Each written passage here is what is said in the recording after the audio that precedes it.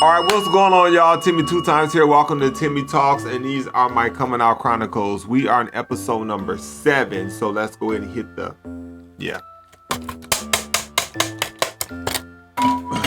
So episode number 7 is a continuation of episode number 6. If you have not watched episode number 6, I'm just going to fill you all in a little bit of what happened in that one previously on X-Men. So on episode number 6, I just talked about how my best friend at the time, how he flipped the script on me and he started calling me gay and stuff like that, and just listening to what the other guy said, so he stopped wanting to fuck with me. How I started to play with Barbie dolls, and I think that's one of the main reasons what made me want to sew, but I really didn't know it at the time. And then also how my cousin got me into movies, and they kind of just like opened up my eyes to the world of just all the different things from all of the Madonna movies, and how I fell in love with Mannequin, and how I feel like looking back all the black men that were gay that they portrayed on television back in the day were all flamboyant. And with that being said, we're going to go into number 7. So number 7, we have officially left elementary and junior high, and we are now in high school. Okay, so at this point in my life, I'm extremely fucking tall, y'all. Like, again, like I can look down the hallways and I can see all the way down. I can see the little pockets that I can walk through in the hallway because people aren't standing there. I'm looking at the ground and not looking straight ahead. And it's crazy how things that you go through in high school still affect you. So I still sometimes I'll have flashback trauma of, you know, me being uncomfortable with myself, and I'll walk and I'll put my head down. I have to remind myself that, bitch, you're 6'9", you're too fucking tall to be walking with your head down, and walking with your head down is a sign of weakness, and people are going to look at you as a weak ass bitch. So when you walk, keep them shoulders back, that chin up, and those eyes straight ahead. But then I'm also a little clumsy, so sometimes I have to occasionally look back down because, bitch, I don't want to trip and fall because it's a long way for me to fall, okay? And I know I try to mess up this face. So at this point, I'm extremely tall, and I have to shop in the big and tall section. I fucking hated the big and tall section. Big and tall section is for combination big and tall. I'm just tall. So the pants were still big. So I'm walking around here with a 36 fucking waist, and by then my waist was probably only like a 30, 31, and not even probably even that. And then the pants, the length is still was like, it wasn't hitting. Like, it was crazy. I used to have to order my jeans out of a catalog. I used to have to order my jeans out of the JCPenney catalog, and they were like the Levi's jeans. And at that time, I had not start working my first job. So whatever clothes I got were from my parents. And I only got those clothes when it was like back to school or for Christmas. And again, y'all, I'm extremely tall and I'm still fucking growing. So those clothes lasted no time for me. They used to tease me and say I was waiting for the flood. And I don't know if y'all know what waiting for the flood is. That means fucking high waters. Like, I was wearing fucking high waters all the time. And, you know, at the age of 42, I still wear fucking high waters because high waters is in style. And if you don't want people to know you got high waters on, you roll them up on the end. That way they can't look at it and tell, oh, them pants is really too fucking short. But again, it's just a style. You can wear them how you want to. Roll them up, long sock. You can wear a high top, low top with them. It's however you want to rock your fit. So I'm shopping in the big and tall section. I'm going through the big and tall section. I'm like, there's nothing in this department that I want to wear. Like, I don't know what to wear. It was crazy because, like, growing up, I remember one time, and this is how, like, I know that my dad was like, you know what?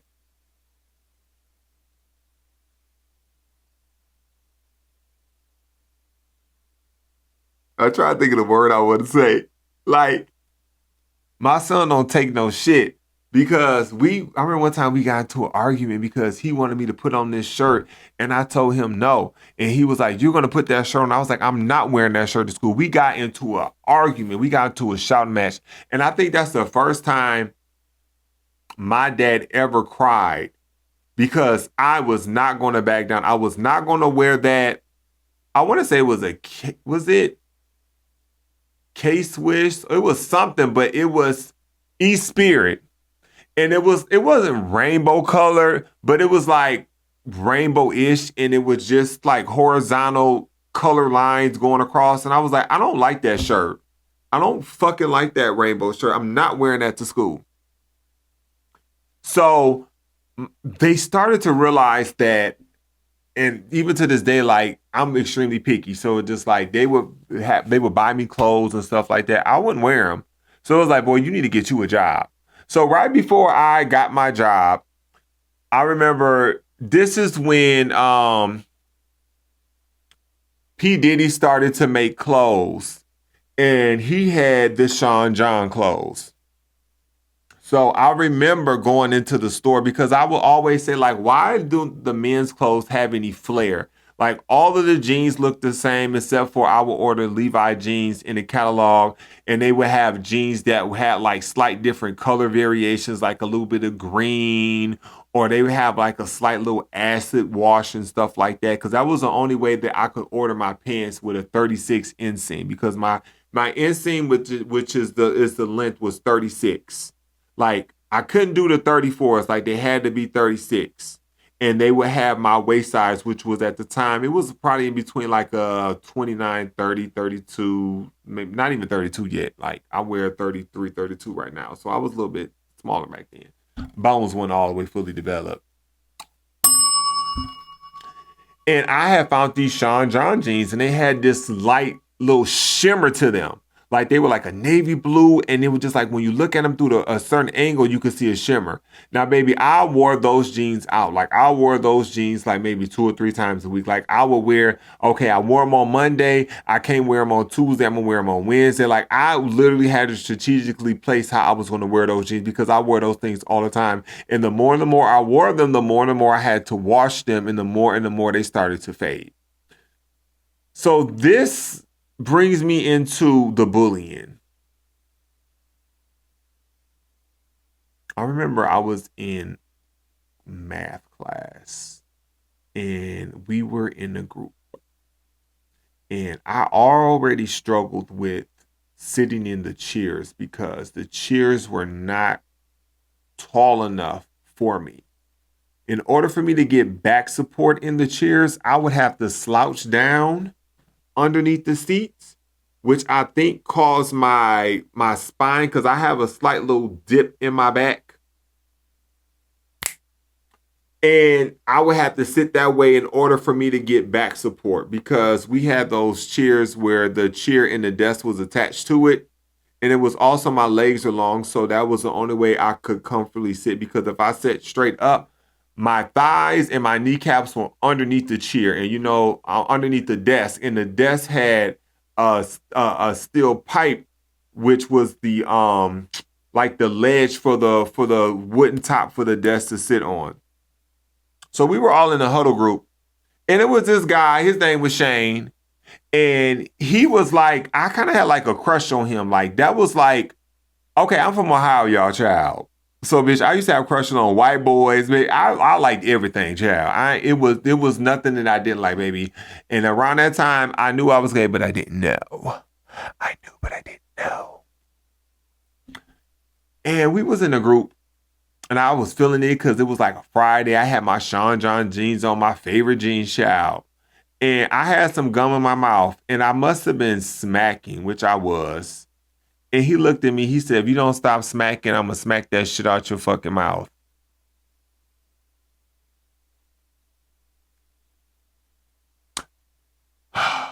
And what did I do, y'all? I stopped fucking smacking. I literally just stopped smacking because I didn't want to get into a fight with him. Even though I was taller than him, lacking confidence and self-esteem will always put you at the bottom of the motherfucking barrel. And that shit like pissed me off so bad now that I think about it. And anytime I think about it, because doing this series, like, I'm remembering things that I went through. And I know for a fucking fact that the Tim now wouldn't take that shit. And a lot of the trauma that I dealt with growing up and coming out is the reason why I'm a bitch to this day. The reason why I don't take shit from nobody. The reason why I stand up for myself. The reason why if I ain't feeling it, I ain't fucking feeling it. Like, it's the reason why I am the way I am today. Is it all good? I mean, whatever, but guess what? I pat myself on the back. Because don't nobody fuck with me now. So entering high school, you know, the guys and stuff like that, I was starting to realize that they were starting to clock my T a lot easier. So what do you do when the guys clock your T? You start hanging out with the fucking girls. One, because you really like hanging out with the girls anyway, because you felt like you have more in common with them. And also, if you hung out with the girls, the guys would be like, oh, you know, it would kind of save you because they'd be like, okay, well, you like them because you're hanging out with them.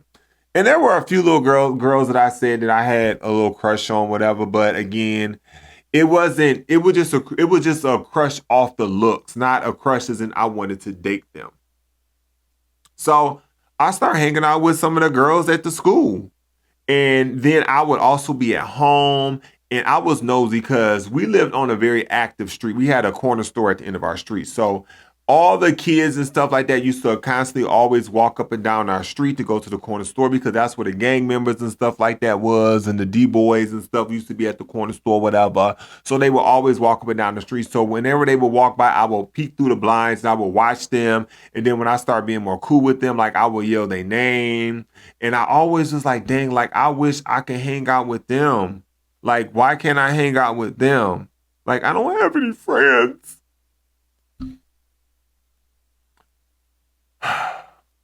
And that brings me into the more emotional part of this episode. Y'all, I used to sit at the lunch table by myself. It was a round lunch table that held about 8 kids. And I used to sit at that lunch table by myself. And it's like, why would you sit at the lunch table by yourself? Like, you know, some of the other people in the school, like the girls and stuff like that. But I was so uncomfortable. Like my confidence was trash. I was so scared to just go and sit at the table with them. And it's crazy because I would sit at the table that was right in front of this was the table, and the lunch line that everybody waited in to order their lunch was right there. And my parents, like, they ain't believe in giving me lunch, man. I had to have my lunch. So I used to try to eat my lunch so slow because, you know, if you don't eat it slow, you're going to be done eating and then you're just going to be sitting there. And I would just sit there. And I got to a point like every day I'm like, okay, I got to do something. I'm going to go sit with the other kids. I'm going to sit with the cool people, the coolest lunch table in the lunchroom. I'm going to sit with them. And it was this one guy that I had a crush on. I ain't gonna lie, I tried to look him up a while ago, but I couldn't find him on Facebook or nothing. Baby, when I tell you I was stalking him, honey, and I know his first and last name, and I ain't gonna say it on the camera. And he used to always come up to me in the lunchroom, and he would always like put his forehead in in me and be like, "What's up, Tim, man? What you want to do? What you want to do?" But he was just always joking. And I used to have this awkward laugh, like, stop playing, man. Like, I used to always do this, like, really awkward laugh all the time. And it became so awkward that everybody knew it. And it was just like, okay, that's all he do is like, he do that little laugh because it was awkward. I didn't know what else to say, what else to do. So I decided that I was not going to sit at the lunchroom table by myself. So I realized that I could start roaming the halls. So I would start roaming the halls during lunchtime. And then we started getting hall monitors. So I used to go to the library. So I wouldn't even eat my lunch because you couldn't eat your lunch in the library. So I would just skip out on lunch and I would just go to the library and just hang out in the library. And then they got me. I couldn't do that no more. They wouldn't let me do it anymore.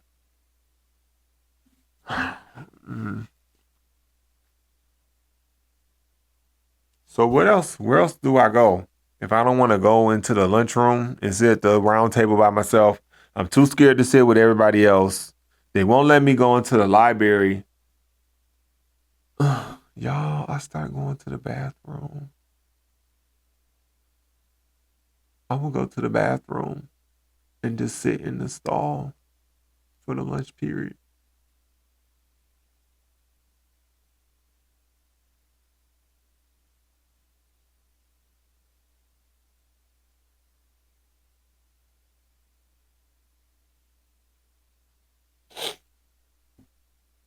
I used to just sit in the fucking stall during my lunch period because I was so uncomfortable.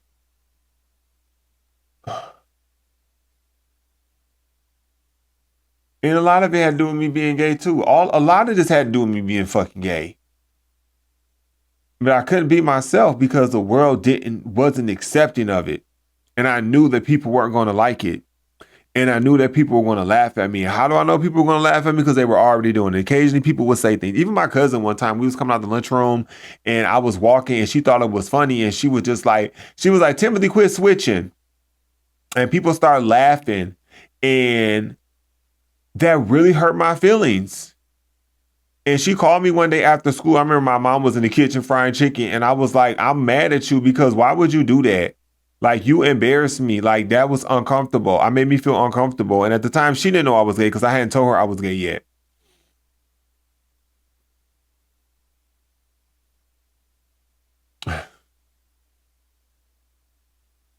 The trauma of that, to this day, it traumatized me so fucking much that even at work, like, I don't sit with people at the lunch table. Like, I will pick a table away from everybody.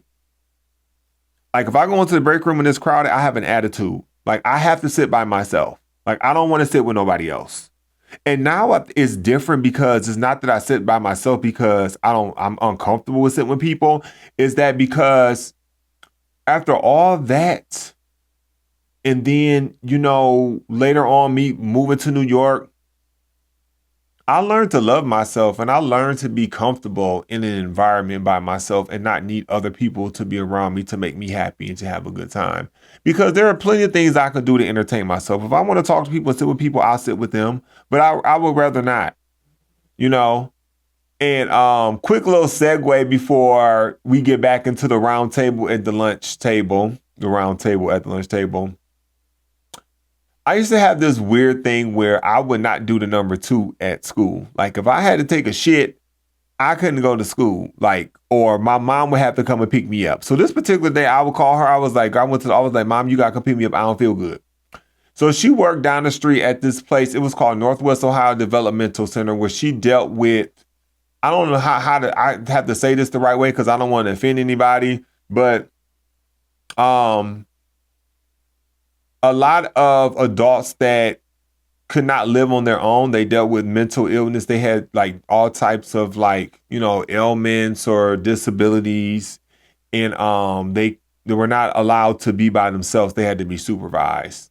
So she picked me up and she took me to her job, and I went to the bathroom. But we call them the residents. The residents there, they would lock them into the rooms, not like lock them into, like, it was like a big room. Like, it was like a works room. Like, the bathroom was in there. It was like a living space quarter area. Like, they could watch TV, they could sit on the couch, but they couldn't leave the building. Like, you had to lock the building, because all the buildings were separate. So each building was locked. My mama left me in that bitch. I was locked in there with them. I came out of that bathroom. I didn't know what to do. Like, one of them started taking off their clothes. One of them started hooping and hollering and screaming. One of them was just sitting in a rocking chair, rocking back and forth. I was so scared because I thought they was going to do something to me. It was just one sitting on the floor, and he was watching the TV, and he had a toy in his hand. He was hitting it, and he was making all this noise and stuff like that. I was like, ah! It was just a lot. It was a lot. It was crazy. And that's how one of the ladies there, she had a hamster. That's kind of how I got into animals, and I ended up getting my own because she had a hamster and she was going to give me one. But I was like, girl, I want my own. I want my own pet. I don't want yours. And I ain't like the way hers look. Y'all, I told y'all I'm real funny acting. I like what I like and I want what I want. And I've been like that since I was a kid. So I was only going to take a hand-me-down if it was something that I fucking liked. I wasn't going to take it just because it was given to me. So that traumatized me so bad that I started saying, well, bitch, you just got to take a shit at school. And with that being said, we're back to the round table. So now I've developed enough confidence to sit with some of the people in the lunchroom. So like days and days will go by. Like no shade. I end up going back to the table by myself. And every day, like I would like, pep myself up and just like, okay, you go sit with them at the table. You go sit with them at the table. So one day I got to the lunchroom before them and I just sat at the table and they all sat at the table, sat around me and we had a good time. Like, it was cool. Like we had a good time. Like nobody said like, what you sitting here for? Because it's crazy because I was talking to I'd be talking and fuck with them in the class and stuff like that. However, I just felt like I did not fit in with them. And then I started to develop a crush on some of the other guys. It was just one guy. He was light-skinned it.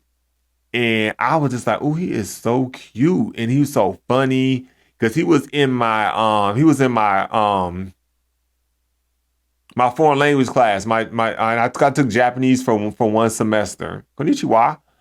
And I was like, I'm gonna start sitting with them. So I would start sitting with them. Like some days I would sit with them. And it was so weird though, because like I would sit with them and then sit with the other table, which was a mixture of the males and females, the guys and the girls, whatever. And I was cool, but when I sat with all the guys, it was like they was like different from the other group, the other table. Like they was all cool, but it was like different hanging with them.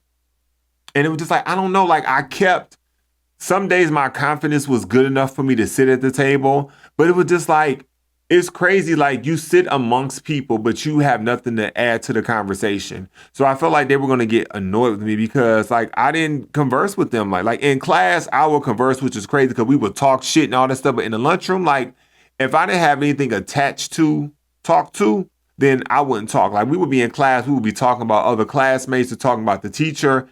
Like I would have to deflect in order to have a conversation. But on my own, I couldn't have a conversation. Like it was just like, I would just sit there and I would do that little, you so crazy, you so silly, that laugh. And after a while, like I said, it would start getting on their nerves. So then I start meeting these other two guys that used to roam the halls too. So I start back roaming the halls a little bit with them, but we used to sneak, like we would know which way the hall monitor people come through, we'll go around the corner. But I really like hanging out with them because they was like outcasts, so to say. And I was just like, well, bitch, I was an outcast, but I was like, bitch, I'm still like, I always still knew that, bitch, I was a bad bitch. Even though my confidence did not reflect that, I still knew I was a bad bitch and I was too good to be hanging around them other two dudes because they were just like, they was giving like lunchroom rejects or whatever. And that was my like lunchroom experience of me being in the lunchroom. And yeah. Ooh, that was kind of hard to talk about. I feel like I got a little emotional with that one because every day just going into the lunchroom and just sitting by yourself and everybody seeing you. And it's like, you know what the fucked up thing about it was? Nobody ever once came up to me and said, Tim, come sit with us at the lunchroom table. Like nobody. Like y'all saw me sitting at that table by my fucking self, my big tall ass. And not one of y'all came over to say, hey, Tim, come and sit with us, or why you don't want to come sit with us? That's fucked up. And it's like, as I got older, that was one reason why I would take up for people that I felt were like me. They didn't even have to be gay. They were just like people who, were looked over by other people. I would make sure, and I still do make it a point to speak to them and, say, hey, how are you? How you doing? And at least converse with them and build a rapport to them. Because to be honest with you, those are some of the best people. The people that you don't really get to talk to that, are shy and maybe a little nervous and timid, once they break out their shell, they are some really amazing people. And it's really fucked up that the world doesn't allow them to shine And it's like, part of it, I blame it on the world, and part of it, I blame it on them because you don't have enough self-esteem to stand out. Can't nobody give you the self-esteem. You got to have that push yourself. Nobody's going to be able to do it but you. And even if they do push you, you have to maintain that. All right, so we're going to end off with the fish flavored candy. So there was this guy, right? He used to always, it was in our history class. He used to always ask for my candy because I have a sweet tooth, y'all. That's probably why I got a fucking cavity in the back I need to go get fixed. I used to always have junk food. He used to always ask me for my junk food. And I'd be like, bitch, I'm tired of you asking for my shit. So I was like, I'm gonna fix you. So one day I went to the mall to Spencer's. I don't know if y'all remember Spencer's. It's like a novelty store that you can get, like, a lot of the kids from school used to go there and get their, like, Marilyn Manson t-shirts, the ICP, remember the Insane Clown Posse, just like the Freddy Krueger t-shirts, the Michael Myers, and they had all these like weird knickknacks and like these little sexual things, whatever, like the little baby condoms. Well, I saw that they had some fish flavored candy. It was like the hard candy that was wrapped in the transparent red wrapping, but when you bit into it, a gooey fish flavor would just fucking hit your mouth, it explode in your mouth. So I bought them candies and I took them to class. And one day he reached back and asked for some of my candy. And I gave him I said, this is all I got. And I gave it to him. He ate it. Within a couple minutes, he jumped up and ran out of class. I ain't think nothing of it. I thought it was funny. The next day I come to class, he ain't in class. Second day I come to class, he ain't in class. So I go up to the teacher and I'm just like, hey, where's such and such at? Oh, he's sick. And I was like, sick? Okay, whatever. Third day, didn't see him. I'm like, okay, what's going on? Like, cause now I'm just like, okay, like, I'm trying to remember, like, okay, the last time I saw him was when I gave him the candy, he ran out of class. So the fourth day he come and he's sitting in front of me. He real quiet. He don't even speak to me. And I was so excited to see him. I was like, hey man, what's up? He was like, hey. I was like, what's wrong? He was like, man, that candy you gave me, that fish flavored candy, it messed me up because I'm allergic to fish. And I was like, oh, damn, I fucked him up. Well, that's what you get for asking for my shit. Stop asking for my candy every day. You still got your own damn candy. So, oh my goodness, that was crazy. I can't believe I did that to him. Even though all the things that was going on with me, knowing I'm gay, but not knowing I'm gay, dealing with low self-esteem, the confidence, I still had moments that I peaked. And that was also around the time that I was hanging out I was sitting at the table, the mixed table with the guys and the girls. So I was just like, I was kind of feeling myself for a hot minute. And I remember I used to have my retainers to take my retainer out and shit like that, because that's when I had just got my bracelets off and shit. Wow, high school. All right, so that is the end of this episode. I hope y'all enjoyed this episode. If you like it, make sure y'all put some okays in the chat. The more okays, the better. Or with a whole bunch of Ks. Okay, it's a whole bunch of Ks, whatever. And I was going to say, with that being said, I'll catch y'all on the next episode. But just to preview the next episode. The next episode, we are going to talk about my first job at Taco Bell. How my manager smacked me. Well, she smacked my hands. I'm just want to be dramatic with it. How I got bullied by one of the girls that was working at Taco Bell. And I got my driver's license at 15 and a half. I got my my driver's license permit. I completed my hours and I got me a car. And guess what? I paid my own car note. I had a car note, y'all, at 15 and a half. Wow. Who has a car note at 15 and a half and pays their own cell phone bill? Me, because I'm INDEPEN. Do you know what that means? All right, and with that being said, I will catch y'all on episode number 8. Peace out, Cub Scouts. Ooh, child. I almost needed some tissue for that.